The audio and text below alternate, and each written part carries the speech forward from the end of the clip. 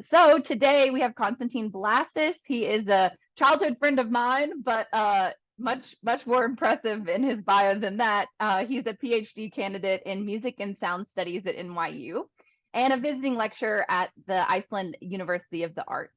And so his work explores how sound and listening kind of mediate experiences of environmental change and the ways that music is a source of environmental knowledge. He's also going to talk to us a little bit about the applications of audio-based research for climate communication and environmental storytelling. So that should be really interesting. In today's presentation, he's going to discuss one of his many projects. You guys should check out his website if you want to know all of the other things that he's got going on. But he's going to be specifically talking with us about a project called Listening with Glaciers, the Sounds and Songs of a Melting Landscape. And this specific project traces the human ecology of glaciers in Iceland through a combination of natural sounds, cultural songs, and local voices. He's an NYU Torchbearer Fellow, a Leifur Eriksson Foundation Fellow, and a Fulbright NSF Arctic Research Fellow. So he's got a lot of people that are interested in the work that he's doing. He's also a member of the percussion quartet, Apex Percussion, and a native to Chattanooga. So he's a native Tennessean here, and he's an alumni from our music school here at UTK, graduated in 2017. So with that, I'll stop talking. I'll let him take over, and we'll get started. So thanks for being here. Thanks for that introduction, Ashley, and thank all of you for taking time out of your day to join us here in this space. I'm really excited to be here and excited to share some of my work with all of you. And I can see some names and some familiar faces here. So, if I don't get to explicitly say, hey, I'm just saying hello now. Great to see all of you. And thanks again for joining. I'm going to share screen and share audio and maybe just reiterate what Ashley said at the opening, that if you have a nice set of headphones, I would recommend maybe using those throughout the lecture today, because we're definitely going to listen to some glacier sounds. So I'm going to share.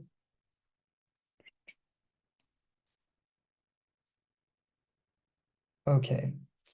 Before I hop into the presentation, I just maybe wanted to share one of these serendipitous moments during my field work. So just a few weeks ago, actually, I was joining a team of scientists and researchers who were going to the summit of an ice cap in South Iceland and to take ice core samples. And on the ride up, there was kind of this really nice moment in our Super Jeep where the satellite radio picked up a familiar song. So I just thought it was appropriate for today.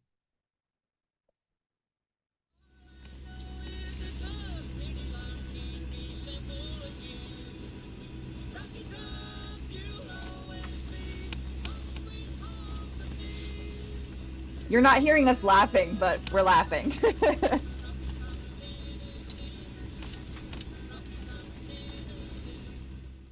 Okay, so I'm coming to you all from Iceland, but just know that Rocky Top is resonating, here across the North Atlantic as well.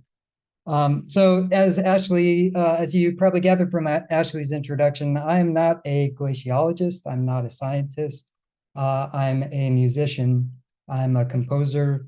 I'm someone interested in sound and music and how we listen to those.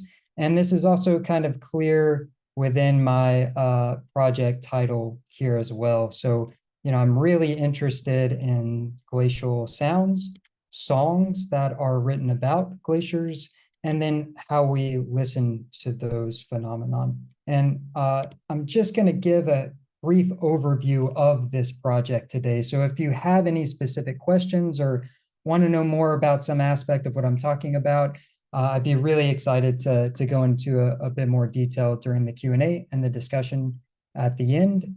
But I'm just going to give you a kind of brief overview. So I'm trying to document the sounds of Iceland's glaciers. And so I'm really trying to curate an archive of all the diverse sounds that a glacier creates and produces, and what that tells us about glacier morphology, how glacial landscapes are changing over time, and really just how glaciers function, how they flow down slope. I'm also interested in approaching music as sources for environmental knowledge.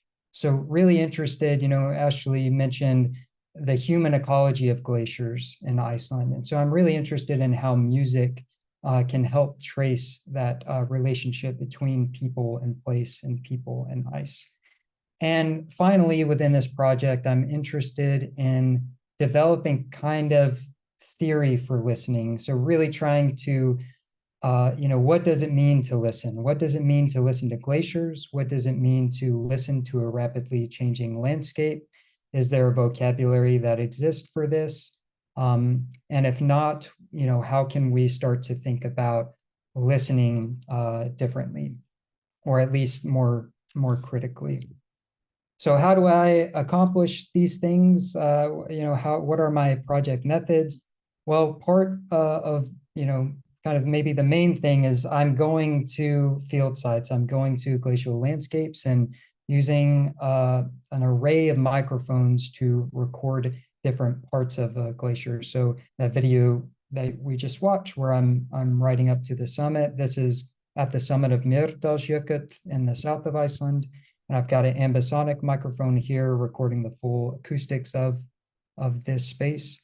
The second part, another method that I use is archival research. So this is at Iceland's leading sound archive, kind of their leading cultural and language archive. And so I'm really trying to find songs that are about glaciers, that mention glaciers, and see, analyze those, try to understand if they tell us anything about glacial morphology or kind of environmental events during the times that they were written, and how people understood and valued glaciers and experienced glaciers, and how that's kind of recorded in song text. Interviewing lots of people. So I'm really interested in speaking with glaciologists, earth scientists, tour operators, field recordists, musicians and performers who perform and compose songs about glaciers or use glacial sounds as their artistic material. So I'm really interested in a fairly diverse array of voices within my interviews. And then finally, art science collaboration. Is there something that music or artistic practice can offer a kind of way to talk about glacial change, or try to position scientific data in different ways, try to create something that can help us connect to what the data is telling us. And so the kind of final portion of today's presentation, I'll premiere this piece that we're recording in this picture here with Apex Percussion. I guess starting off, it's important to know that a glacier is not just a mass of ice. A glacier is a mass of ice that moves. And you can almost think of this like a conveyor belt, like glacier flow is constantly gaining mass and losing mass and using its own weight to flow down slope. So there's two main zones within a glacier, the accumulation zone and the ablation zone. In this higher elevation in the accumulation zone, it's gaining mass, and then it loses that mass within the ablation zone. So as a glacier is flowing down slope, depending on lots of different elements, including the kind of temperature of the ice itself, the bedrock underneath the glacier, how that's shaped, the glacier will kind of push and pull in a lot of different ways, almost like an accordion. And so you'll have these crevasses that are forming across the surface, as well as other formations within the ice.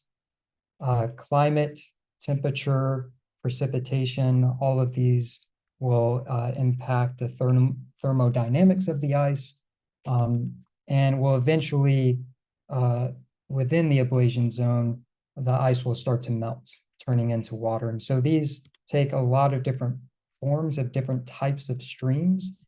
Surface streams, subglacial streams that run underneath the glacier, and also in glacial streams, so streams that run through the ice.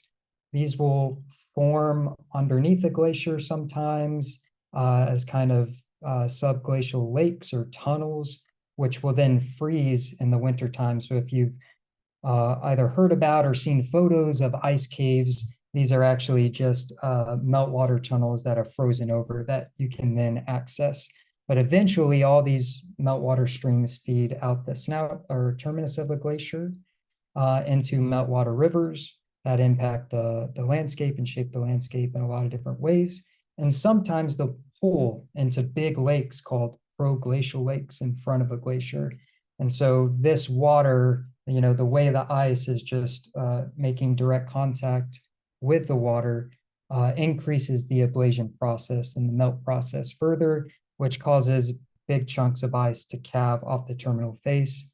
These icebergs, this kind of whole process of glacial flow and ablation will eventually impact ocean temperatures, sea level rise, atmospheric composition.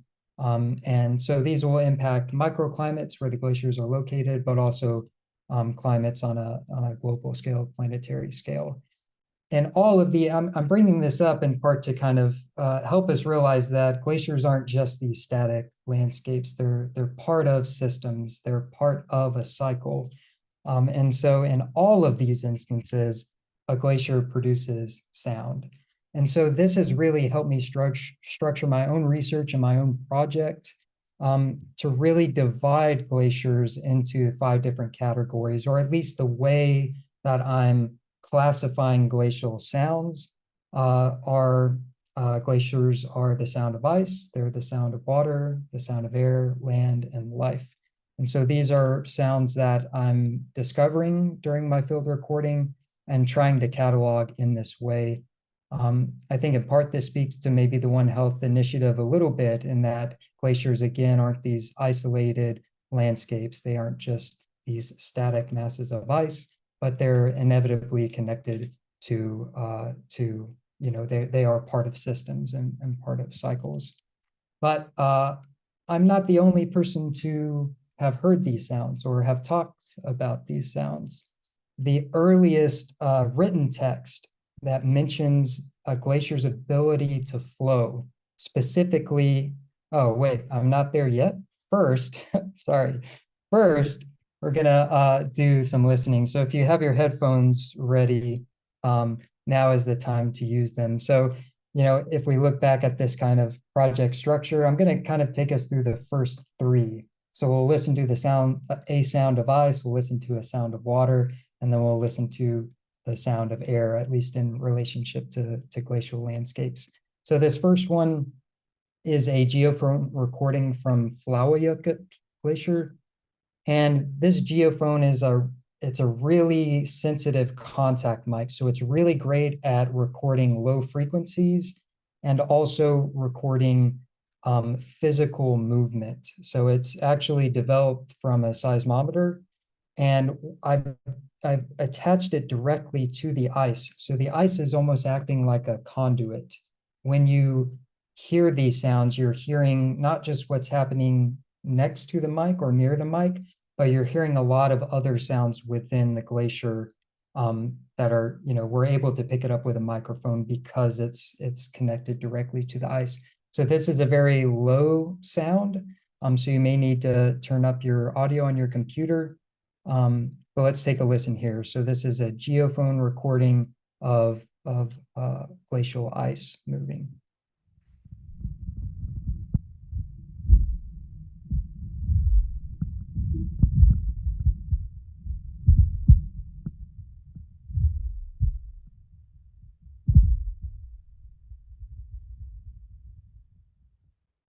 Okay, just a little sample here, but I think something that's kind of striking or powerful, at least for my listening, is that the term glacial, this kind of adjective, is something that describes something so slow, something that moves so slowly that it's imperceptible. We can't see a glacier flowing or moving down slope in real time. But sound, we can hear it moving in real time. So I think listening here, again, this kind of slight shift in perspective is a really powerful thing. So this next example is the sound of glacial streams flowing from a moulin. And a moulin is essentially like where surface meltwater streams will form. They'll sometimes pool as little ponds, and eventually that water will start to melt the ice vertically straight down. So then you get these kind of holes in the ice, and all the meltwater streams start to funnel into these holes. And so what I've done with this recording is actually lower the microphone into one of these moulins. And when you record that, the audio file that you pick up is this kind of balanced mixed, this layer 4 that I have up here on the slide. And what I've done is just kind of reverse engineered this audio file for us so that we're starting near the surface of this moulin, and then we start moving down into the glacier. So you can start hearing in glacial streams. So again, these are glacial streams that run through the ice, so within the actual glacier itself. And then in that third layer, we'll hear another in-glacial stream even further below. And then we'll return to that kind of balanced mix, that kind of original audio mix. So this are glacial streams, these meltwater streams, but we're recording them from a moulin. We're sort of, the sound here is kind of helping us spatially place where these streams are located.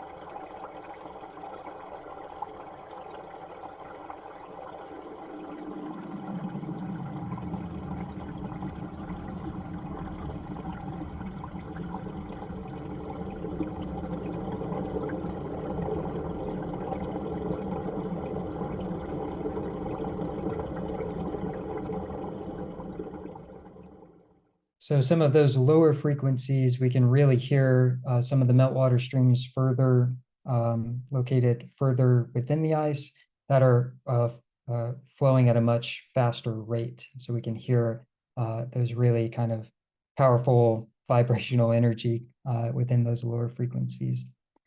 Finally, this last sample is the sound of air. So particular to glacial ice are tiny air bubbles that are trapped within the ice itself. And so as the snowpack at the summit eventually decompresses down, air becomes trapped. And so then glacial ice has these air bubbles.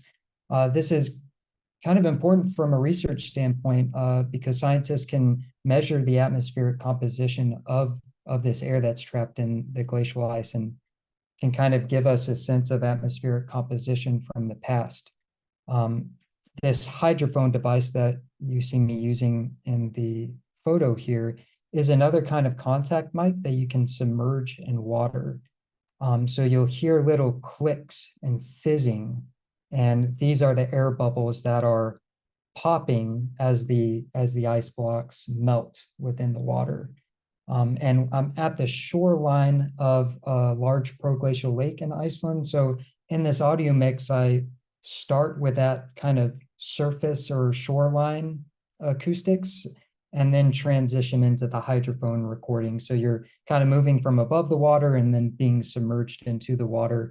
And I wanted to do that just to kind of give you a comparison that, you know, there's waves and there's kind of water pushing up against ice blocks, but then there's a totally different soundscape within the water itself as these air bubbles are popping. So here's a hydrophone recording of glacial ice and air bubbles being released back into the atmosphere.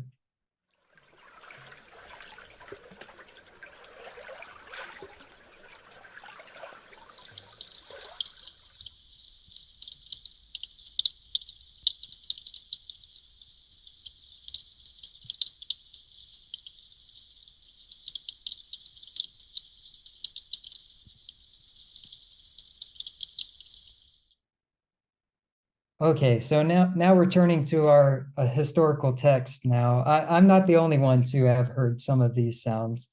And within the oldest document that traces glaciers flowing in Iceland, there's references to sound. So this is from the History of the Danes, which was written in the 12th century. And there's a section that talks about how a glacier again is kind of moving in this conveyor belt like flow down slope, but there's also reference to glaciers or the capacity for ice itself to roar like voices or have a changing din of extraordinary clamor. In another, a century later, in another Norwegian text, we have ice cold streams which flow out of the glaciers with such violence that mountains tremble and mountains shake. And so this gives us a kind of imagery of this kind of vibrational energy and how this kind of violence, is physically going to create a lot of sound that the landscape itself is sort of resonating. Svein Paulsson, one of the first kind of Icelandic naturalists who wrote about glaciers, mentions that there were constant rumbling sounds from within the glacier. And an English explorer in the late 19th century mentions that there was a great rumbling and gurgling in the glacier, and even equates this sound to the fact that a glacier has the ability to flow, or that it is advancing or flowing down slope. So there are lots of other historical and kind of written documentation of glacial sounds. And I've just given you a taste of some of these in different moments in Iceland's history. But I think, these cases are telling because I think glaciers, again, and perhaps our experiences of landscape are so often mediated visually, and we seem to really focus on the visual aspect of the landscape. But these texts remind us that sound has always been a way that people have encountered glaciers and understood glaciers. And this last example have kind of related sound to a glacier's ability to flow. And I think this is really important. If a glacier is a mass of ice that moves, it only creates sound because it moves, or at least because it's part of a system that allows it to flow down slope. So for me, sound is kind of quintessential to what a glacier is. It's not just a static landscape, it is an animated soundscape. And this kind of brings me to this next section about songs, because I'm really interested in the ways that songs can equally trace people's relationship to glaciers in the same way that some of these written examples that I just shared do. And so I'm just going to focus on one song today, Sovðu unga ástin mín. For all of you who read Icelandic, this is a really beloved lullaby, and it translates, this first line is the title of the lullaby. It translates to "Sleep, my little love." And so I'm really interested in the last line of the second stanza, "Í jöklinum hljóða dauðadjúpar sprungur," which translates to, "In the glacier, cracks rumble as deep as death." And so we have this imagery of a glacier with cracks that make sound. Originally, this lullaby was written to be as part of a play. So this was originally written in 1911. But the play itself traces the lives of two outlaws who lived in the Icelandic highlands for almost 20 years within the 18th century. So already the kind of lineage of this lullaby kind of traces people's experiences with the highland glaciers of Iceland. So you have Langjökull, you have Hofsjökull, and then you have Vatnajökull. These are the three kind of highland ice caps. And this is really striking in several ways, but I think one of them is just that it places the lives of these two individuals, these two outlaws, as a way that we can understand how people interacted with and understood these landscapes. So these two individuals were Eyvindur Jónsson and Halla Jónsdóttir. And Eyvindur is kind of this folk legend symbol. His nickname is Fjalla Eyvindur, or Eyvindur of the mountains, because he lived in exile for almost 20 years in the highlands. But there are, within biographical text and kind of folk legends, there's also instances of where Eyvindur and Halla's homesteads were located in relationship to different glaciers in the Central Highlands. So one of these was Hveravellir, which I've highlighted, which was located in between Langjökull and Hofsjökull. There's lots of other instances that describe their homestead locations around the Highland glaciers as well, but I'm just sharing a couple with you all today.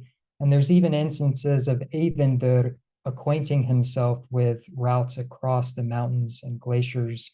And there's even stories of him escaping up onto the glaciers in order to flee from people from whom he stole. So because of this, the preeminent glaciologist, Icelandic glaciologist and historian of glaciology, Helgi Björnsson, says that Eyvindur, was so familiar with some of these locations that he should probably be included in any list of explorers of glaciers. And I won't go into too much detail about these kind of dynamics about Eyvindur, why his life and Halla's life together in the highlands was kind of so significant to glaciological history during the 18th century when they lived there, but would be happy to maybe discuss this a little bit more. But I'm just trying to demonstrate here that the lineage of this lullaby traces a long sort of history of people interacting with glaciers. But I think that this line of poetry also invites us to listen differently to glaciers as well.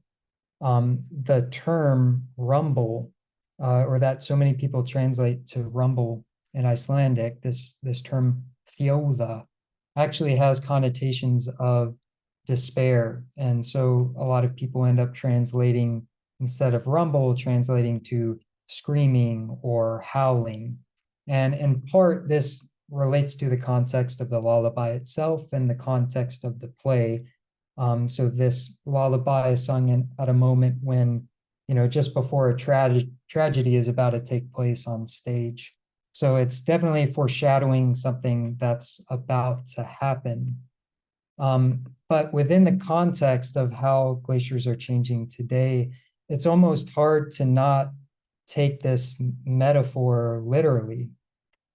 This is a map that the Icelandic Glaciological Society has curated, and the yellow line is where the glacial ice had advanced to at the sort of the end of the Little Ice Age, which is around 1890. The green line is where the glacier had receded to probably around the turn of the 21st century. And so now we're, where the glacial ice, the kind of white of the glacial ice represents where it's located today.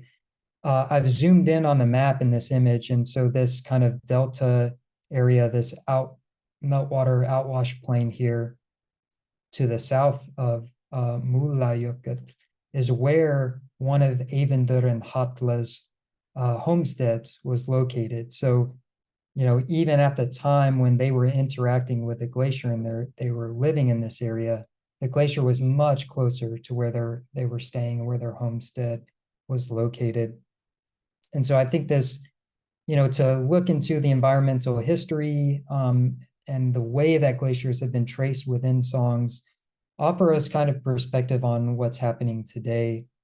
Scientists now tell us that all glaciers in Iceland are going to down waste or are projected to down waste in under 200 years from now. So this is a time scale that we can perceive, that we can kind of contemplate. These are kind of human time scales compared to the geologic time scales. And I'm thinking of the oceanographer John Englander, who has said, that glacial as a metaphor kind of doesn't mean extremely slowly anymore. We should think more like hyperglacial, that glaciers are moving at a much faster rate compared to the normal geologic change rate. So I think, again, this lullaby, the metaphor itself of equating death or kind of howling with glacier sounds, or having this idea of loss or despair, it was almost like when this lullaby was written that it was prescient of what was to come.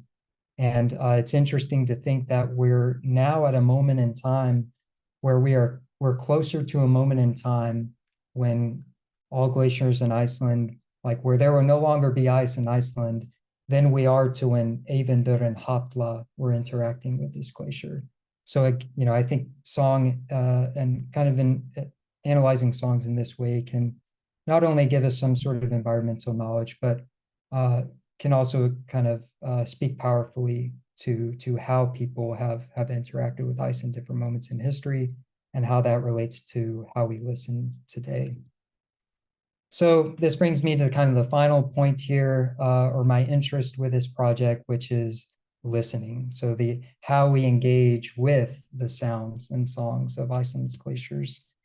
And so within the structure of the project that I laid out before, I'm sort of thinking of sound and listening in different ways. So the sounds of ice and listening to the sounds of ice, I'm trying to theorize listening as a relational practice. And I won't go into the really kind of theoretically dense ways that I'm thinking about this yet, but again, in the Q&A would be happy to discuss, or maybe you all can wait for the monograph to come out as well. But I think inherently listening is a relational practice between something that creates a sound and between someone or something that hears that sound or listens to that sound. So listening, I think, is inherently a relational practice. Water as a form of state change from glacial ice, I think listening is equally a process of becoming. When we listen, we kind of enter into this liminal space, or this moment of transformation. If we're really listening, we have to surrender this person that we were in order to kind of mute our own biases and understandings to try to learn something and emerge anew, if you will. So listening as a form of state change. Auscultation, this is a medical term that was developed alongside the technology of the stethoscope in the early 20th century. But in the context of my project, I'm kind of thinking about a glacial auscultation. So this is listening to a body in order to diagnose health.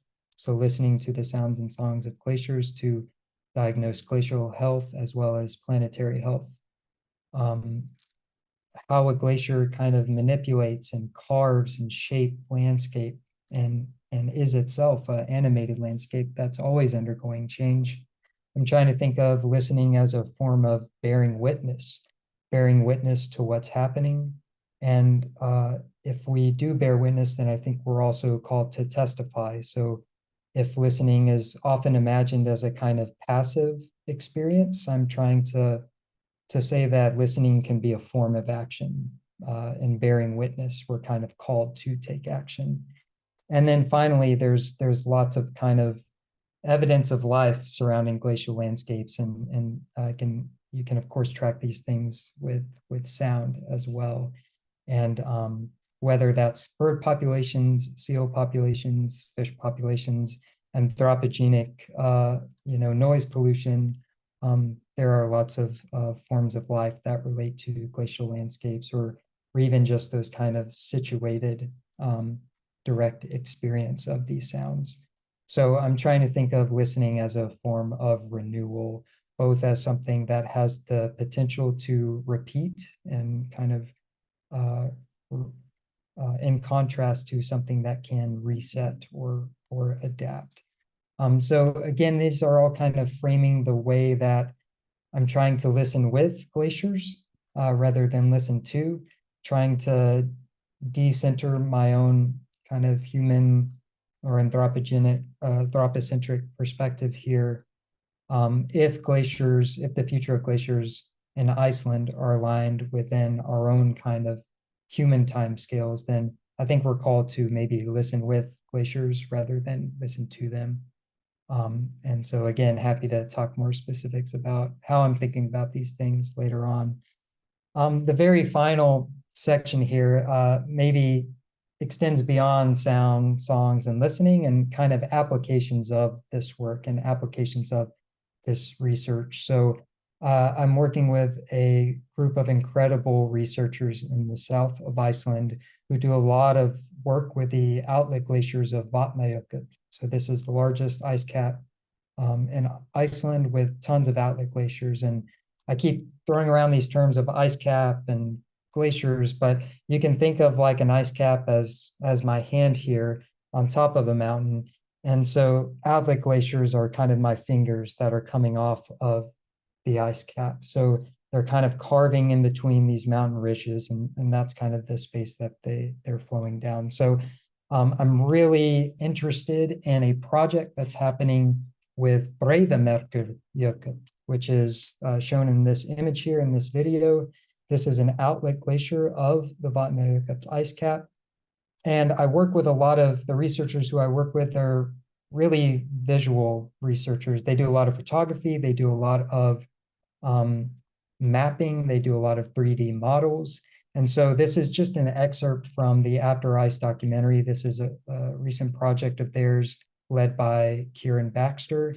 And essentially they've taken aerial survey photos from the mid and late 20th century, and then kind of juxtapose this with contemporary drone footage and then splice them together. So you can really kind of see in real time how the glacier has changed over, whatever sort of, I think this one is maybe around 40 years, but whatever span of time those original aerial survey photos were taken.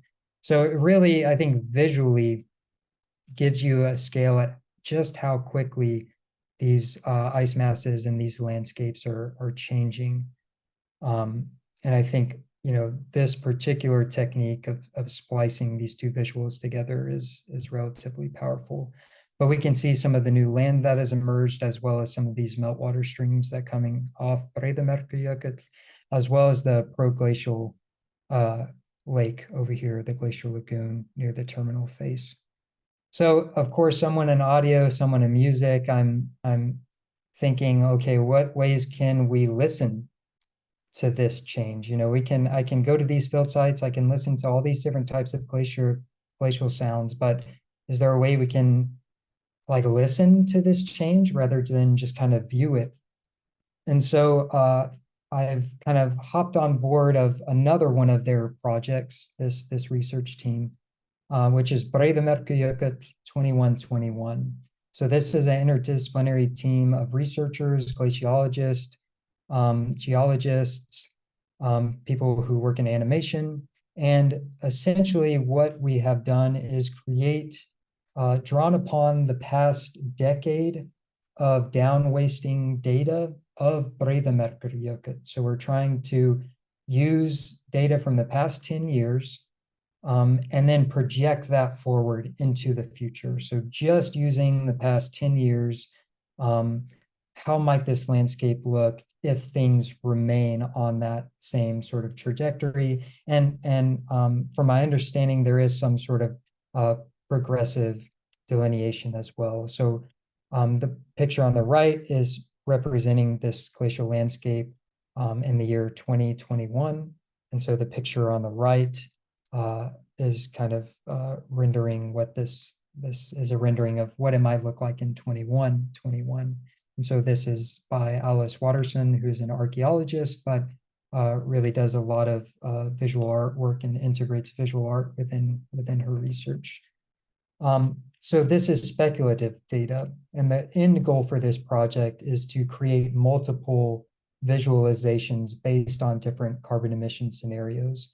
So we're trying to sort of be realistic with what the current data is telling us, but also try to offer different narratives.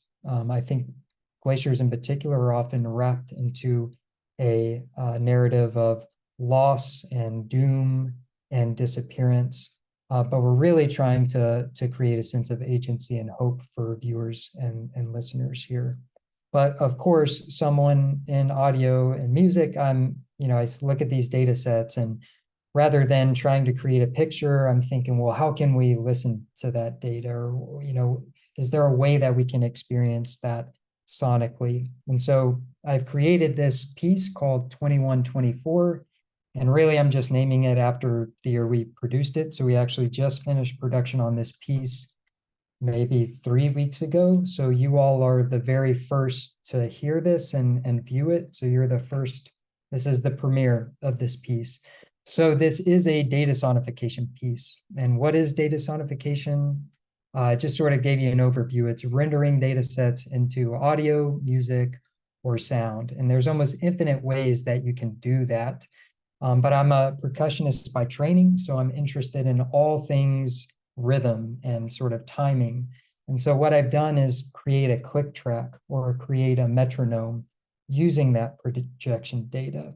So I've sort of mapped how the data sets are, speaking to the down wasting trend of the glacier. And so as that increases over the years, the tempo of this metronome also increases.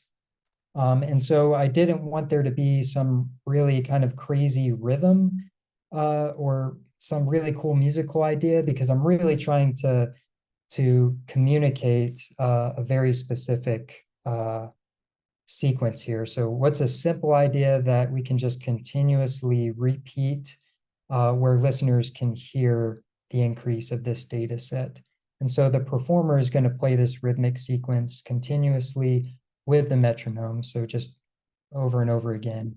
And the L stands for left hand, and the right stands for right hand. So you can, even in the video, you can see the performer playing 2 left hands, a right hand, 2 left hands, and then 4 right hands. So that's kind of the rhythmic sequence and the sticking, and that's just kind of representative of the title of the piece. So we've created this kind of percussion rudiment that's, feeds into the concept for the work. Each iteration of the rhythm, so each time you see, after the 4 right hands and he starts a new iteration, each iteration of that sequence represents 1 year of time. So within the piece, he's playing that rhythmic sequence 100 times. And so again, this is speaking to the data set from 2024 to 2124. And so really acoustically, the only aesthetic choice that we've made is to use multiple microphones to kind of build a narrative of that the glacier isn't just, this ice isn't just disappearing, it's transforming into water. And so we've got contact mics that are positioned underneath this ice block that the performer's playing. And we also have a geophone microphone, once again, attached directly to the ice. At an earlier moment in the year, I have mapped the acoustics of an ice cave from the same glacier. And so we created a filter, a kind of reverb filter that we start to run the audio through. And then we start to bring in some of the meltwater stream recordings at the end. So the idea is that you're at the surface of the glacier with the performer, and you're slowly moving down into the ice until you're kind of within the ice and below the ice itself, and you start to hear the meltwater streams and the acoustics of the ice cave, and then you're kind of brought back very quickly at the end. So this is the premiere of 2124.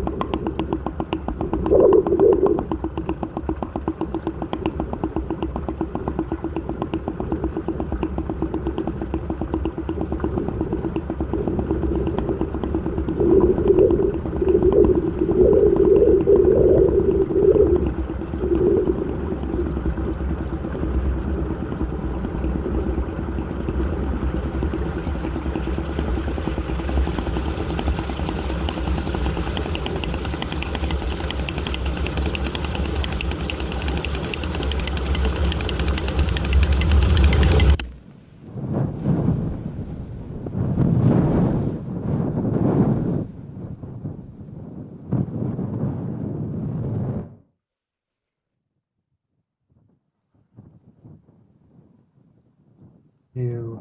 So yes, are the first to view that. So definitely let me know what you think in our discussion. I just wanted to let that play to thank our sponsors and everyone involved. But one last slide here. And these are the goals for the project overall. So listening with glaciers, but also this kind of last example that I shared. So I really am hoping to demonstrate what sound, music, and listening can teach us about glaciers. But as I kind of laid out in that kind of the project structure with the ways I'm thinking about listening, I'm also interested in the reverse of that, right? So what can glaciers teach us about sound, music, and listening?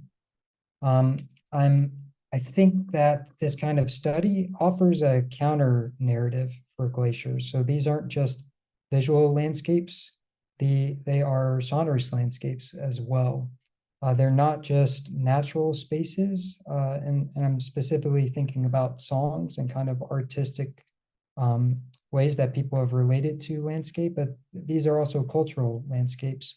And I think in particular, glaciers are kind of situated on this line right between, these global symbols for environmental change, but they're also locally situated with situated knowledge and stories. And so I think hoping that this project can help amplify some of those stories.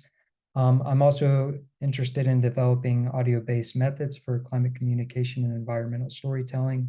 So rather than just having a written kind of outcome for this research, I'm currently curating a kind of immersive audio experience where you can actually hear these sounds, you can hear scientists talking about these sounds, and you can hear people stories about these landscapes.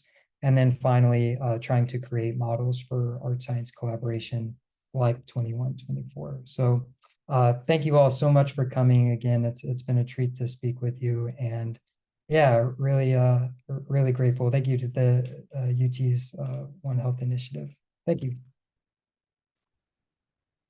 Thank you so much. That was wonderful. We really appreciate that. That was super interesting. So I will just open it up for questions. Feel free. You should be able to unmute yourself, Josh. So if you just want to unmute yourself and ask your question, we should all be able to hear you. Yeah, thank you so much. Konstantine, that was fantastic. It's so good to see you and like follow your journey, man. Um, yeah, I gotta say first, that music video really got my heart racing. Like there was a visceral reaction to it. Yeah, so I have a few questions and I'm happy to just cycle back through and everything in the queue. But I'm interested, can you kind of talk a little bit about some of your signal processing methods that you use to go from environmental sounds to really a piece that people can resonate with, for lack of a better term? Yeah, absolutely. I mean, kind of, I guess first off, yeah, Josh, it's great to see you as well. So Josh and I were in graduate school for just kind of a short period at the University of Southern Miss, but I haven't seen him in a very long time. So it's great to see you, and thanks for joining this space. Um, yeah, so I guess on a technical term, I'm using different sorts of audio programs to, depending on what I'm trying to do, there's some things in post-production. So cleaning up audio, if I'm trying to hear something really specific, which you can use lots of different filters for, or kind of frequency isolation. But so a lot of times I'm not trying to do a lot of post-production on audio. It really depends on what I'm trying to accomplish and what I'm trying to communicate. So I guess maybe that's my first response. It really depends on what I'm trying to communicate. In terms of this piece, in my own kind of personal listening to these sounds, it's kind of hard to detach them from my kind of existential, like what these sounds represent. And so I wanted to kind of take listeners on that kind of journey where you hear this really simple, clear tapping on the ice, and then those post-production methods of layering in the ice cave reverb filter that we created kind of speaks to the kind of global impacts of how, what happens when glacial landscapes are down wasting. So that was one choice, but at least with this sonification, using the same rhythmic idea over and over so that the change rate of the tempo is very clear. So not trying to do a ton of manipulation to get the idea across clearly to listeners. So those are a couple of things like my process. Awesome, thanks. Yeah, thank you.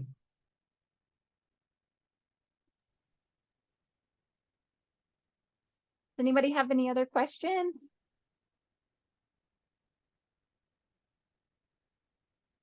I have more of a comment than anything, Konstantine, but that was amazing. Coming from sort of the wildlife space, I feel like a lot of times to get people to care about the environment, we use these like charismatic animals. Like we want people to save the rainforest because orangutans live there or whatever. But here you've like given charisma to the landscape. And I think that really impacted me in just thinking about, you know, here in Tennessee, we only get to experience glaciers visually, like through pictures. And you've given us like engaged another sense to help us kind of connect with that environment that feels very far away, frankly. So I thought that was really fantastic and really just innovative in the conservation realm. So yeah, Josh just said charismatic geoscapes. Yeah, I love it. Well, thanks for that, Ashley. And I think there's, maybe part of that is kind of anthropomorphizing the landscape a little bit. And I think for me, that actually is a really important way that we can express empathy. I think, and especially with glaciers in the chapter where I'm writing about air, as glaciers advance and gain mass, they also gain air. And as they down waste, they lose that air. And they're not just advancing forward. Those kind of terminology of advance and retreat are a little misleading. They're moving vertically, and when they down waste, they're kind of like a deflating balloon. But this idea that glaciers can breathe, or they have water running through like veins, and these types of things maybe plays into that charismatic geoscape a little bit too. Yeah, that's very cool. I think Ryan's got a question next. Yeah, hey Ryan. Hey Konstantine, this is Ashley King checking in with Ryan's here. What up, brother? Hey. So great to hear more about your research and all of your findings, recordings, and very, very happy to hear your new piece. I was thinking about this piece, 21-24, and Ablations, the piece that you did with Apex, and how synergistic your music as a percussionist is with the music of or the soundscapes of Glaciers. And I wondered if your research had led you into more ethnomusicology levels on how Icelandic people connected and what kind of instruments they used to connect with glaciers. I wonder if your research had led you in that direction at all.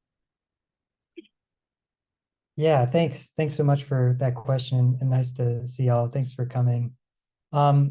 Yes, so interestingly, some of the written accounts that I shared about people's descriptions of glacial sounds in different moments throughout history, it's interesting that a lot of Icelanders historically just did not interact with glacial landscapes in perhaps the way we might imagine.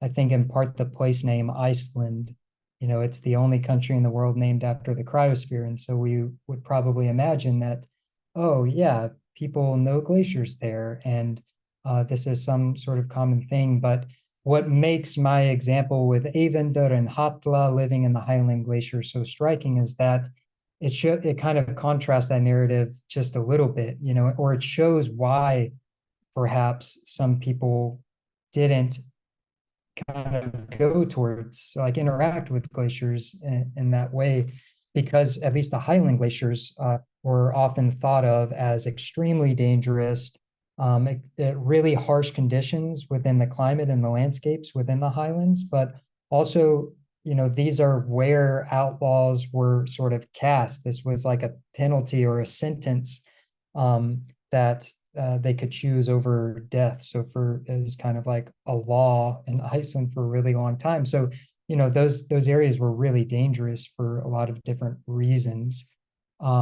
So perhaps this is one kind of, in my conversations, my kind of ethnography with individuals sort of speaking about how people have interacted with ice. This is one thing I've found, and how that example kind of plays into it.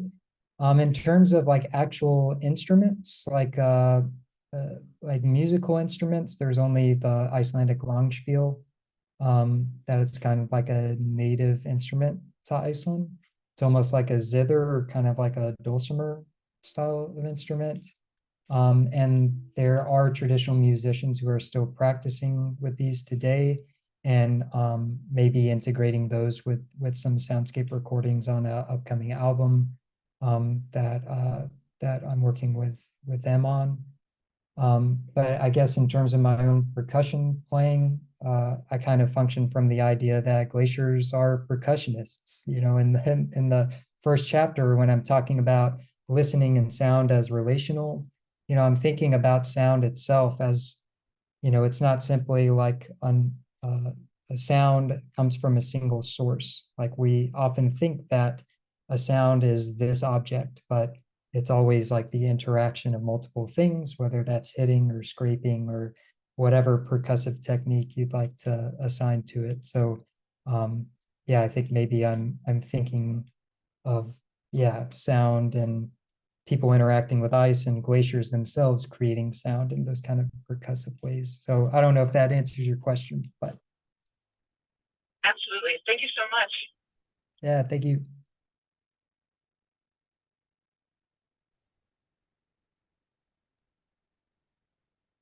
So I'm happy to ask another question if that's cool.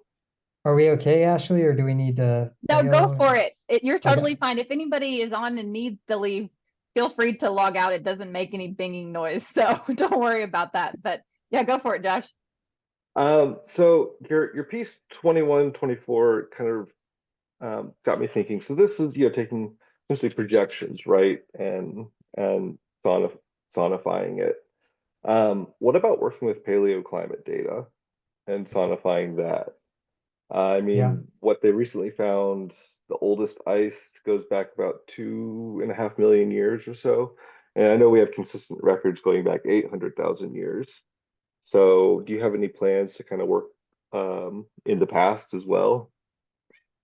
Currently not yet, but if you're open to any sort of collaborations, Josh, then I would definitely be interested. I mean, the beautiful thing about data sonification is like, as long as you have some sort of data set, you can sonify it in almost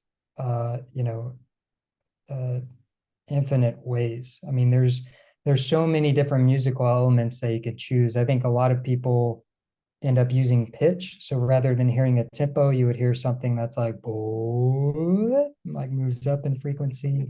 You can do this with layers of musical textures. So like a combination of rhythm and pitch and harmony and all these types of things. Decibel levels you could also use. So yeah, I mean, data sonification is a really cool vehicle. I think it just comes down to like what data you're sonifying, what you're trying to communicate, and then what sort of affect are you wanting to have listeners experience. So for 21-24, I just really wanted to be able to, think of the time when the performer starts the piece. And then by the end, you're at least thinking, wow, he's playing that really fast. So like in the future, the glacier will continue to just increase its change, and that sense of time will become faster and faster. But yeah, would be interested to work with other scientists and data sets. Thanks. Sweet. Well, yeah, I definitely have some hurricane reconstructions I'd love to chat about. So Cool. Let's do it. yeah, awesome.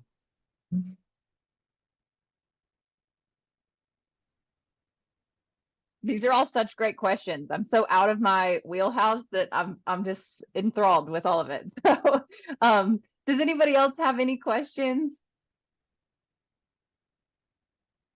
Then I'm sure you can share your contact information with us, and we can share it on if anybody is interested in talking more outside of this. But I just want to give anybody one last chance to add anything or comment or ask a question.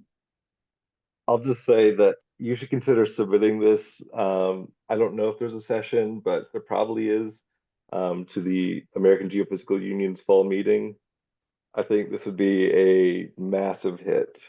And I'm also going to talk to my department about getting you to Zoom in for a colloquium, if at all possible. Yeah, thanks, Josh. Thanks for those kind words. And yeah, would be really interested to stay in contact. And it's been really great to follow your research and your work over the years as well. So would be Thanks, excited Dan. would be excited to connect soon. Definitely. Well, great job.